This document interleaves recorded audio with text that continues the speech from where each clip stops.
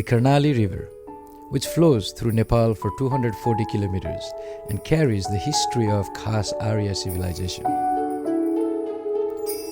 rises from the pristine high Himalaya at the foot of holy Mount Mansarovar on its way to India's holy Ganga River.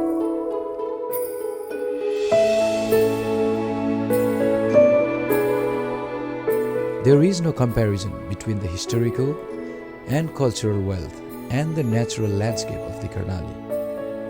The Karnali is the most sacred river corridor of Nepal. The Karnali is more than just a river. It is also the habitat of many endangered species of animals and the source of livelihood for countless number of humans. It symbolizes the hope of the Himalayan people.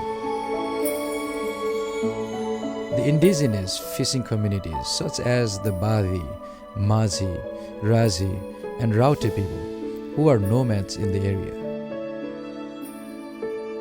The Karnali is a world-class river referred as the Jewel of the West. The native communities Raute, Badi and Mazi all benefit from this incredible legacy and live in harmony with nature. Unfortunately, Nepal's last free-flowing river is threatened by hydropower dams.